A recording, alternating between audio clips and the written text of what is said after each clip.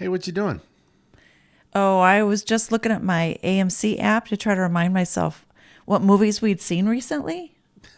That's funny. Why is that funny?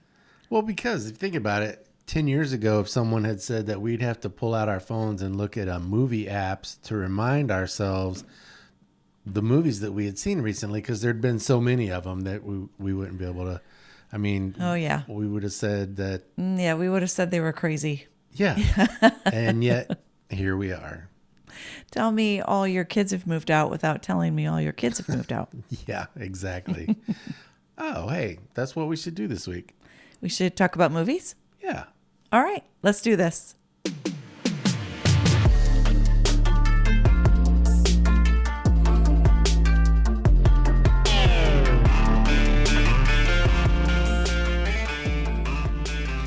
Well, I am excited to talk about movies, but then I'm always excited to talk about movies. It's one Yeah. of our favorite things to do and to talk about.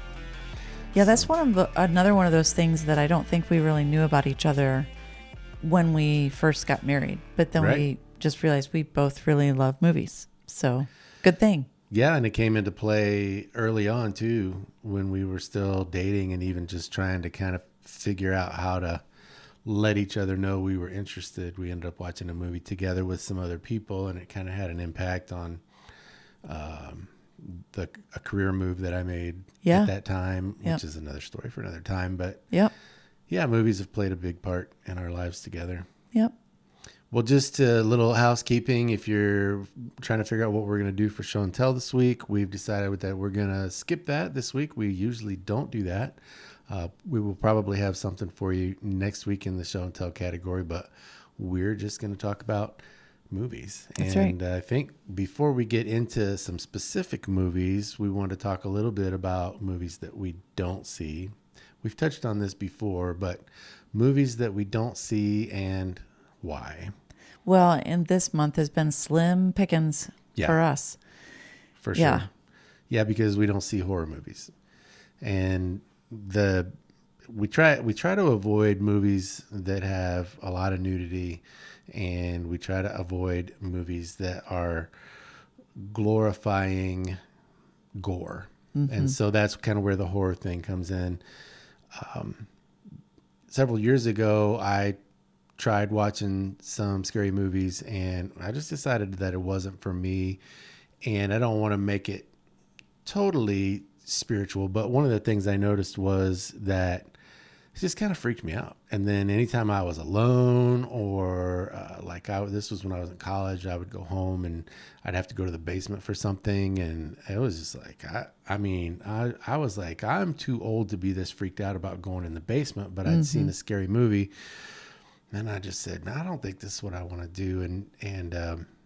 So in Philippians 4:6-8, it does say, do not be anxious about anything, but in every situation, by prayer and petition with thanksgiving, present your requests to God, and the peace of God, which transcends all understanding, will guard your hearts and your minds in Christ Jesus. Finally, brothers and sisters, whatever is true, whatever is noble, whatever is right, whatever is pure, whatever is lovely, whatever is admirable, if anything is excellent or praiseworthy, think about such things. And so it doesn't mean that you can't watch TV shows or movies that have serious topics, or even that, the police are trying to catch a serial killer or a really bad person or whatever. But where I think we've kind of drawn the line is if the point of the movie is to entertain you with gore, that kind of crosses the line for us into being evil, first of all. And I just don't understand why anybody who claims to be a follower of Christ, which I know there are people that could watch this podcast that don't identify that way, and that's fine. We're glad you're here. But why would you want to fill your mind with creative ways to destroy human beings as entertainment? That doesn't line up with the teachings of Christ at all. Right. And I don't want to, like you said, I don't want to encourage myself to be afraid. Right. I probably already struggle with being afraid about things. And so, especially if so many of the movies today also seem to be fascinated with demonic activity. Oh yeah. I'm like, why would you want to open yourself up to that? Miss me with that. I can't even stand watching the previews on those. So No, and that's with this time of year too. It's hard to. You see more of them if you go to see a rated R movie, which is kind of another topic to sometimes we go to see rated R movies that we've read enough about them that we're like, okay, we can handle this. It's fine. But then, especially in September, October, you got to sit through all the previews for really bad horror movies, demonically oriented. And it's like, I don't want to miss the start of the movie we came to see, but I do not want to see all of that crap. So, yep. yeah. Yeah, I usually find things to do on my phone and just try to block it out. Yeah, exactly. Yeah. Well, I did want to, before we get in, we're going to talk about two movies, especially that we've seen lately that you probably have seen trailers for and might have thought about seeing. And we'll give you hopefully some good answers on whether this might be a good movie for you or not. Ironically, they're both rated R, and we have content warnings for both of them that might knock some of you out of watching them. But the movie we want to talk about first was a PG-13 movie from earlier this year called Drop, D-R-O-P, Drop. And that movie we almost didn't see because we thought it was going to be a horror movie. Right. Some of the previews were pretty intense. Yeah. And I was like, oh, okay, probably not going to watch this. And I don't remember what it was that encouraged us to. I did a little more reading. A little more research on it. Yeah, like, I think we can handle this. I think this might actually be pretty good. Right. And we ended up loving it. And I actually recommended this to somebody, and they responded back. They're like, we loved it. Very suspenseful, very entertaining. They really liked it. So it's a thriller, and there is a bad guy, but it's PG-13 thriller, bad guy. And if you're looking for something that might be a little scary for Halloween, but isn't demonic or a slasher film, then you might want to check out Drop. So that's our really quick recommendation. Actually, we also did if you go to our YouTube channel, we have podcasts, we have movie previews, and we have movie post views, a few of those. The previews, we have a preview for the movie Drop, so you could watch that and maybe learn a little bit more and see if you think that might be for you. We saw a couple other movies recently. Hillary, start us off on the first one we want to talk about. Yeah, so the first one we saw was Roofman with Channing Tatum and Kirsten Dunst. Yep. And that one was rated R for language, nudity, and brief sexuality, which again, we had to do some research to see if we even wanted to go in to see this one. And I always think, it's kind of like there's a range. It's like, is it mostly PG-13, but they slipped in a couple things that make it like rated R, or is it like really rated R? Right. And so, so for that reason, I feel like this is one of those movies where we would say, there were parts of this that we really liked, but we probably aren't going to recommend this movie to anybody. We're not going to say, oh, you really got to go see Roofman. I would say maybe this is one of the ones where maybe you rent it or you stream you stream it and you can fast forward a couple parts. Exactly. When we read about it, we thought, oh, that doesn't sound too bad. And then,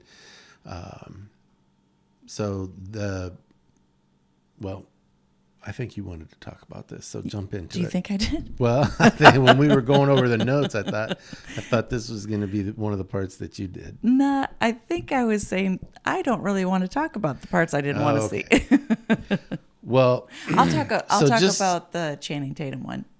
Yeah. So like you said, we look enough we like to go into movies kind of open-minded and tell me a good story. I don't want to know everything about it before I go into it. We want to know that we think we can handle it and that it looks interesting, and then take it from there. Show us, tell us a good story, surprise us. I don't want to know all the spoilers before I get in there. Right.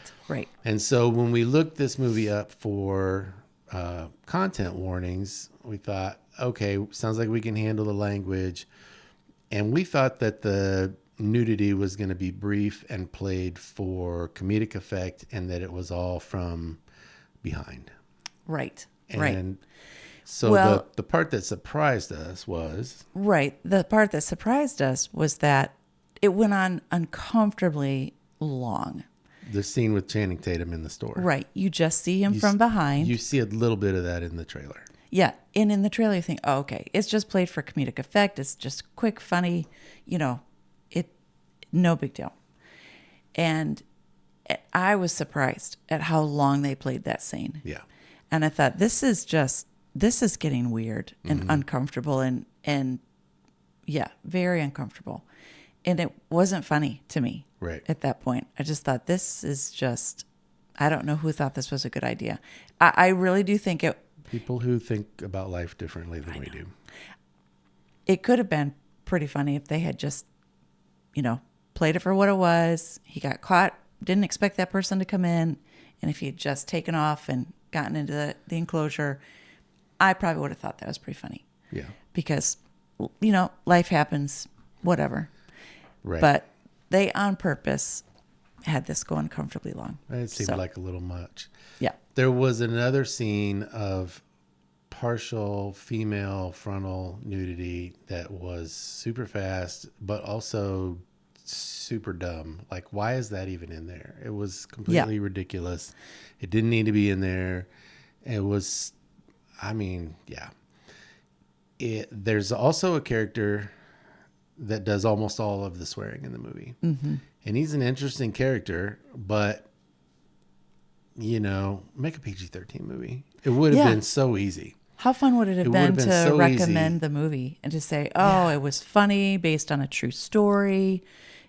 Parts of it are sad, but you should go see it. I wish that we could say that about this movie. We would like to recommend it, but just from our values, there's more of the nudity and stuff in there that just seemed completely unnecessary, that, for whatever reason they left it in. Right. So the other thing to let people know, the trailer promoted this as a comedy. Mm-hmm.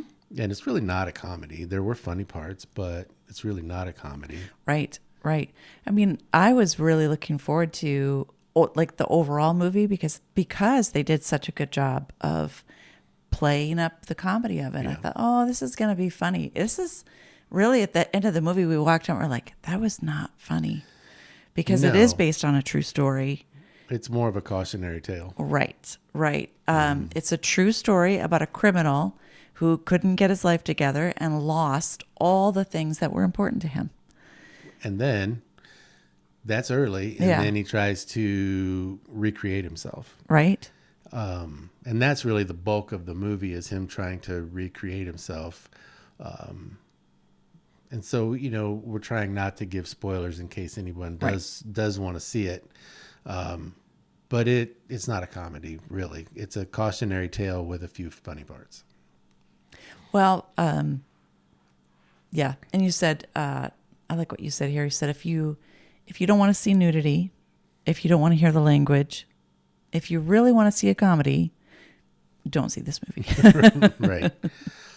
But we don't know who all's going to see this. And if the parts that bothered us, if you think that won't bother me, and you're interested in seeing an interesting, heartbreaking movie based on a true story, then you might want to check it out. Yeah, the acting was really good. It was. The storytelling was good. Right? You really care about the people. You want you want all of this to work out. I kept thinking, why am I rooting for a criminal? But, it was kind of one of those where you're rooting for someone that you probably wouldn't root for in real life. Right. But I felt like they did a good job of showing you, especially for me, everything he did seemed to be coming from a heart of wanting to take care of his family. Mm-hmm. And I just had a lot of compassion for that. It just seemed like somebody that couldn't really, so I'm going to jump ahead a little bit.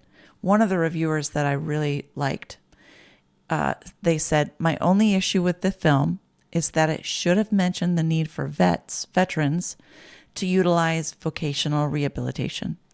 It's a sad but all too familiar story for a veteran to be lost in life for a career direction post discharge. And that's what I kept thinking. Yeah. This was a really smart, talented man who, after leaving the military, did not know how to just acclimate to civilian life. Yep. And to find a job that really worked, that he had a lot of skills. Right. Yeah, he did. He was very, very talented. Yeah. He just... And we did mention that this is based on a true story. Yeah. I think. Yeah. And so I had a lot of compassion for someone who just seemed lost in life, but was exceptionally smart, creative, just needed a better direction than being the roofman. Yeah. It was fascinating that he figured out how to live. I mean, you kind of see this in the trailer.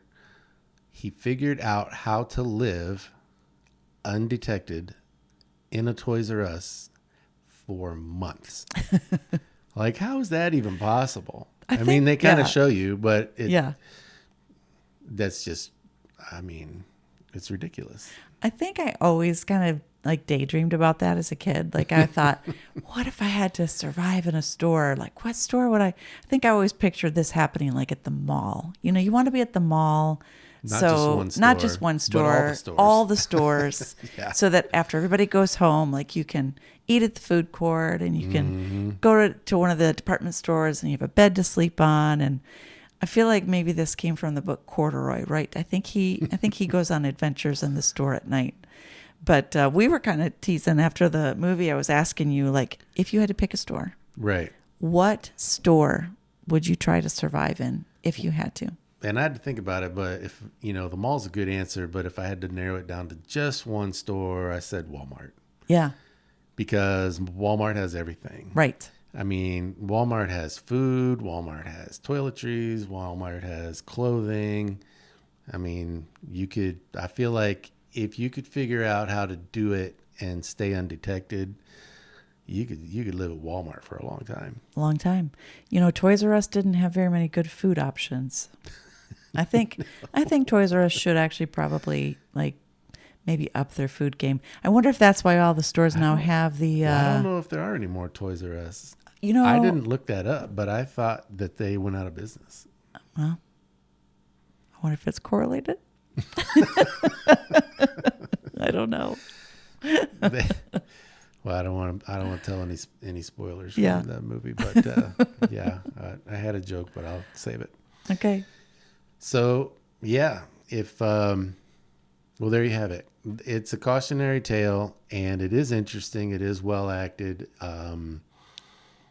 If the content warnings that we gave don't deter you, you might want to check it out. If those are things you don't want to see or hear, then steer clear. But it's a movie that's been promoted quite a bit recently, and we wanted to tell you what we thought of it so you can make a decision for yourself.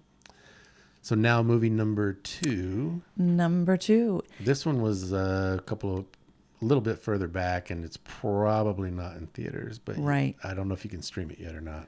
And actually, I think I looked up the title. It's A Big, Bold, Beautiful Journey. A Big, Bold, Beautiful Journey. That's right. If your car asks you, do you want to go on a big, bold, beautiful journey?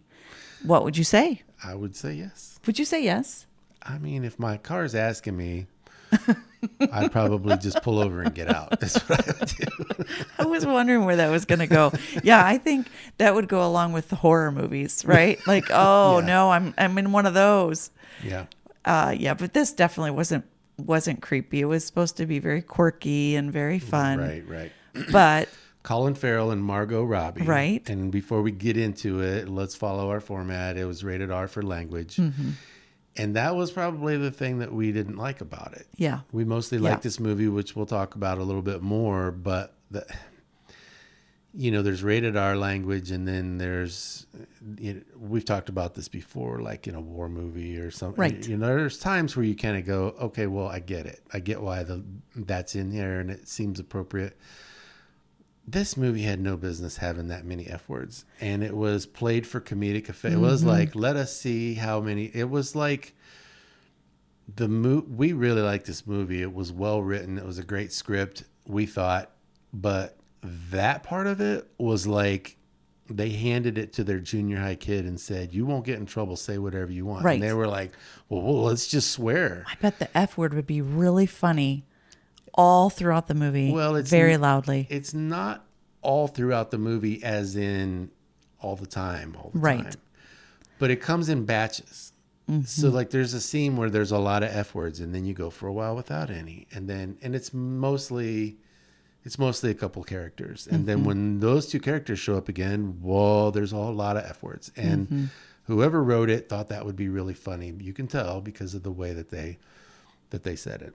But how great would it have been, again, if they had made this PG-13? Yeah. It's a great story, and there's a lot of things that you can learn about from this movie, I think. But I'm not going to recommend it to people unless they know that, wow, if you watch this, there's a lot of language. You have to know what you're getting into. Yeah. And I've been hearing some people say recently that Hollywood has no clue what people actually want, and all the movies are terrible. Well, all the movies aren't terrible. But these two movies are examples of movies that we think were basically really good movies, but could have been much better, except if they took out the parts that keep us from giving it a wholehearted recommendation, which is sad. But let's talk about what A Big, Bold, Beautiful Journey is actually about and why we did like it, aside from the language. All right. Well, one of the descriptions says it is a drama about love, loss, and the fear of commitment. Yeah. I thought that summed it up. And when you looked it up on, where did you just Google reviews? Googled it. Google review. And yeah. I looked it up on IMDb, and we both found that people mostly loved it or hated it. Right. And the people, I kind of read through some of the reviews of people that hated it, and what they hated about it is they thought it was a rom-com. They went to it thinking they were going to see a Hallmark movie on the big screen. And that's not what it is. It's not a rom-com. It's a fantasy film. And let me be a little more specific. It's very artistic. The people who made it made an abstract, artistic, fantastical concept as a format to tell a story about how to deal with your past and to not let your past destroy your future. That's what it is. And so if you like sci-fi, if you like fantasy things, just for instance, I don't remember if this was in the trailer or not, but at different points, the main characters are on a journey in a car, and they're encouraged to pull over and find a door. And so they walk through a field or wherever, and it happens different ways. And they find this door just out in the middle of the field. You walk around the door. It's just a door. It's just a door in the middle of the field. You open the door and walk in, and you're in a room or some completely other place in the world. And it's actually a lot like Monsters Inc. It is like Monsters Inc. Yeah. So you have these doors. Yeah. Again, like if you walk Except around it's not a cartoon. It's not a cartoon, which made it even more fascinating to me. Well, I like that. I think it was fun. It had some very creative. It had some time travel. Yeah. So, but it was an artistic movie. It was not a rom-com. So if you want to give it a try, you kind of need to know that going in, so you have proper expectations. Well, I love that the car was kind of outdated. The technology was outdated. It wasn't like up-to-date GPS. It was... We don't want to give too many spoilers, but yeah, the whole... Okay, just give me a second. Normally I have all my notes and everything together much better than this. I just kind of threw that one at you because I do think that was kind of part of the humor. I don't want to give too many spoilers. I know. Okay, well, I'll just take a water break. We have two main characters who both end up in cars that aren't theirs, that are older, and they have this crazy GPS that no one's ever seen before, and then the GPS starts telling them to do things like pull over and look for this door. Or pull over and eat it and order a fast food cheeseburger. Right. Right. And so it's just kind of crazy and completely random, except that it's not. But the concept of the doors takes you back to places in your past in the movie where you have undealt with pain, like maybe an experience in high school, or another door led to a character's mom being in the hospital. Right. And the other character meets his dad at the hospital. And it's just a lot of things that could never happen in real life. That's the fantasy sci-fi part of it. But it's really interesting. So if you decide to watch the movie, just go with it. And some of these time travel scenes are also kind of uncomfortable and difficult to watch because they usually have to do something with a negative part of the character's past. And they're trying to decide, can I, as long as I'm here, can I change something? Will that change my present and my future when I get back to present time? Because right now I'm in the past. It's crazy. But if you stay with it, this is when we read the reviews, these are some of the things that people didn't like. It's like, oh, I went to watch a rom-com and what the heck was this? And so, but if you kind of know what you're getting into and stay with it to the end, we felt like it was really worth the watch. If you can just tune out the F words. Right. Well, and sorry, I lost my place a little bit, but one of the points that I wanted to make when we were talking about that is that I did love the journey that they went on, because throughout it is somewhat of a romantic movie, and you're wondering if these two characters can be together. But part of the problem is that they both have things in their past they haven't dealt with. And to me, that was so like real life. Oh, yeah. And I just thought, this is such an important concept, because you can't just take all the things in your past, push them down as hard as you can, and hope that you'll be able to have a great relationship with the next person you meet, even though you've never dealt with your past, they've never dealt with their past. Good luck. On Sunday, we heard a really great message at church, and one of the quotes was that pain or sorrow that is not dealt with comes out sideways. Yeah. And I love that phrase, because that's how it usually works. It's not That's right. It's not always gonna come out at the person you're actually angry with. It's gonna come out at someone that doesn't deserve it. And so I thought that's what that movie reminds me of. It's like all this pain and different things that have not been dealt with are messing up the current day relationships. And I just thought watching them go through that journey was fascinating to me. It was. Because it will remind you of things from your past.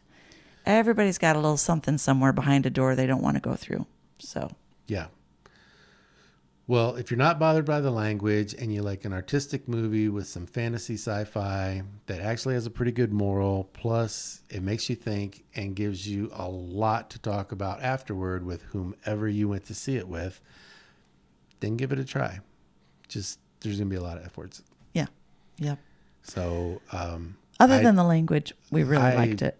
I am hesitant because I don't want to sound like I'm gushing about the movie. It's almost weird how much I liked it.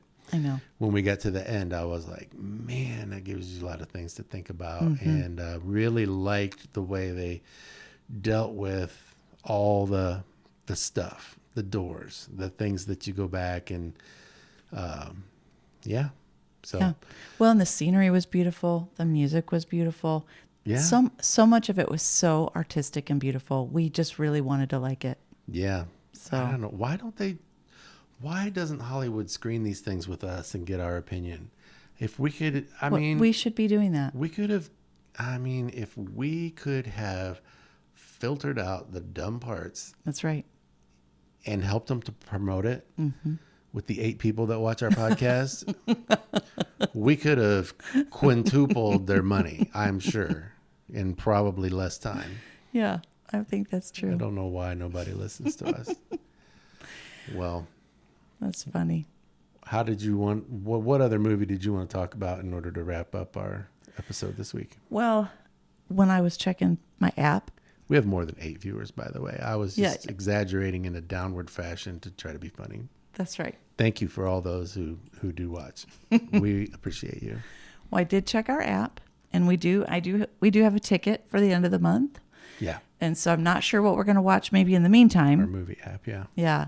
But at the end of the month, we already have tickets to watch Back to the Future, the 40th anniversary. 40th anniversary of the first one, the original. That's right. I still remember the very first time I ever saw this movie. I just loved it so much. My mom had rented it from the video store. Mm-hmm. And I'm not even going to say Blockbuster because our town was not even big enough, I think, big enough for the franchise have a Blockbuster. What was the mom and pop movie store? Oh, like somebody in a grocery store just had a couple videos, behind the counter. You could go rent them. So my mom, we watched this whole movie start to finish. We loved it. I think we were almost in shock. Like, it was just so good. So imaginative. So creative. So funny. And we just sat there and the credits were rolling and just kind of looked at each other. And my mom says, "You want to watch it again?" And I was like, yes. We rewound it right then, watched the whole thing start to finish. I mean, so what? We spent 4 hours that day just watching that movie. That's how impactful it was. It was the highest grossing movie in 1985. That's crazy. It was so incredibly successful. 4 hours watching and 40 minutes rewinding. Right. Because you rewound it twice. Please be kind. Rewind. That's right. So thank you to my mom for such a fun memory. But yeah. So until then, we're David and Hillary. The movies were Roofman and A Big, Bold, Beautiful Journey. And these are our previews. See ya.